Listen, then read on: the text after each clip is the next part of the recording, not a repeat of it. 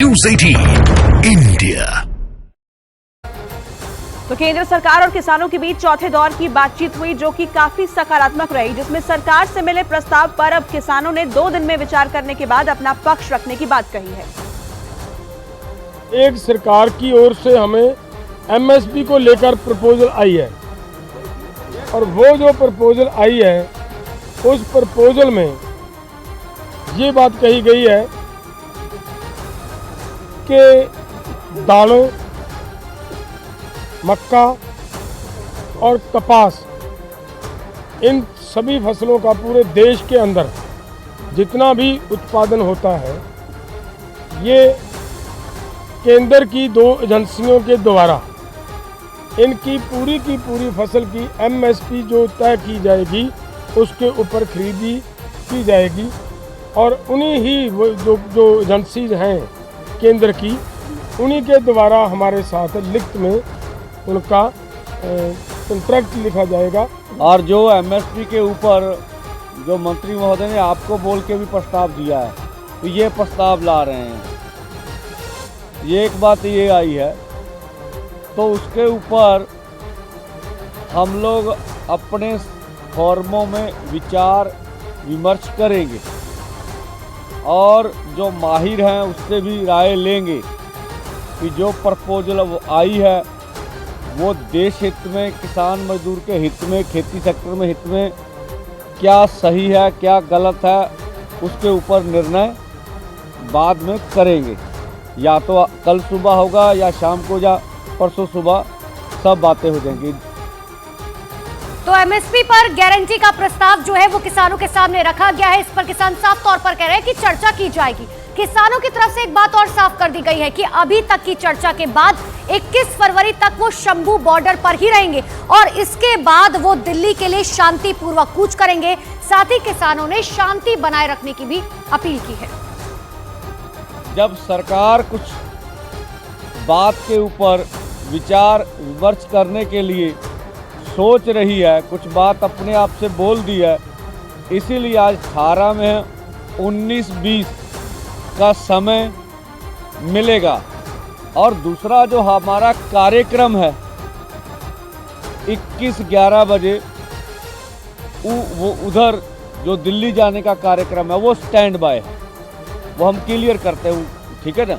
21 को 11 बजे हम अपने दोनों फोरमों में विचार कर लेंगे।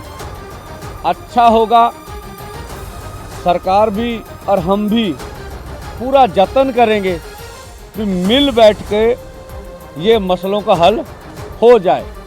जब सरकार पॉजिटिवली हमारे साथ बातचीत कर रही है, इसके ऊपर इतनी बात की है, तो हमारी भी मतलब एक जिम्मेदारी बनती है कि हम शांति बनाकर रखें। और इसी खबर पर और ज्यादा जानकारी के साथ न्यूज़ 18 इंडिया के हमारे सहयोगी मानव जुड़ गए हमारे साथ। मानव, यहाँ बातचीत जो सरकार और किसानों के बीच हुई वो सकारात्मक जरूर रही, लेकिन किसान अब भी ये कह रहे हैं कि वो स्टैंड बाय पे रहेंगे। इसका क्या मतलब है?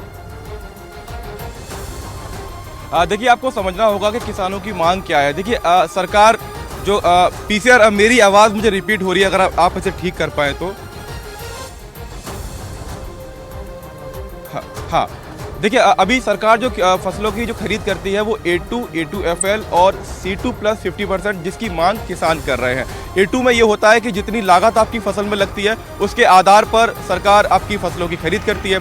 A2 प्लस FL में ये होता है कि लागत के साथ साथ आपकी जो किसान है जो अपनी ही ज़मीन पर मजदूरी करते हैं, उस मजदूरी का पैसा भी उस MSP में शामिल हो। C2 प्लस 50% का मतलब ये होता है कि अपनी ज़मीन का किराया और फसल पर करीब 50% का मुनाफे की मांग किसान कर रहे हैं। तो अभी MSP गारंटी कानून में C2 प्लस 50% की मांग है।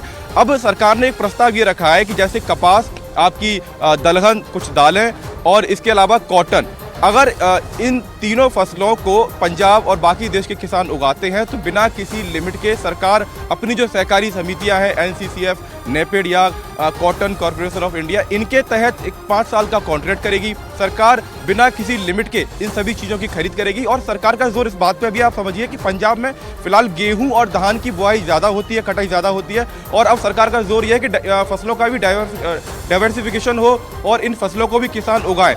लेकिन जो किसान नेता बैठक में मौजूद रहे, 14 किसान नेता थे, तीन केंद्र सरकार के मंत्री थे, मानव, भगवंत मान पंजाब के सीएम, मानव, पंजाब के कृषि मंत्री और एक है। बात यहाँ पर समझाइएगा, क्योंकि ठीक है चलिए बैठक हो गई, सब कुछ हो गया, लेकिन कम से कम एक पॉजिटिविटी यहाँ पर ये निकल कर आ रही है कि चौथे दौर की जो बातचीत हुई है, चाहे वो किसान नेता हो चाहे वो हमारे मंत्री क्यों ना हो, दोनों के बीच में एक पॉजिटिव रिस्पांस मिलता हुआ कम से कम इस चौथे दौर की बैठक के बाद नजर आ रहा है।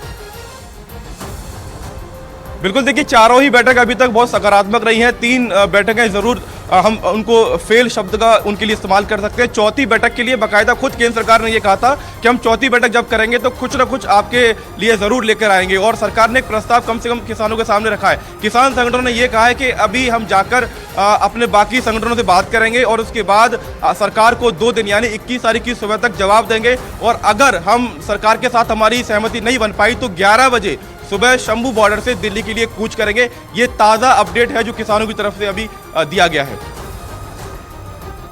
तो बिल्कुल किसानों की तरफ से यहाँ पर बातचीत की गई, और जैसा कि मानव हमें बता रहे थे कि कई मांगे हैं जिस पर सरकार की तरफ से पक्ष रखा गया, और अच्छी बात ये निकलकर सामने आई है कि यहाँ सकारात्मक चर्चा की गई है, और किसान भी ये कह रहे हैं कि अगर सरकार हमारी सुन रही है, हमारी बातों को यहाँ सुना जा रहा है, तो हमें भी अब थोड़ा पीछे हटना होगा। दिल्ली कूच का जो उनका इरादा है उसे फिलहाल उन्होंने स्टैंड बाय पर रखा है, लेकिन 21 फरवरी तक वो शंभू बॉर्डर पर ही मौजूद रहेंगे, किसानों ने ये भी बताया है।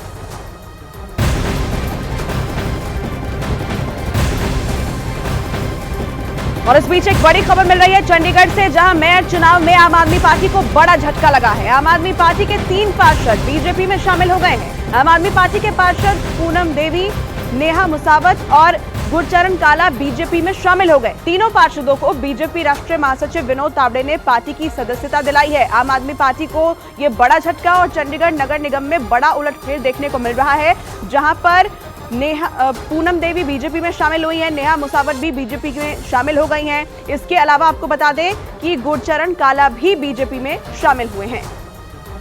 आज मैंने भाजपा ज्वाइन की है क्योंकि मुझे एक वादा किया गया था आम आदमी पार्टी की तरफ से।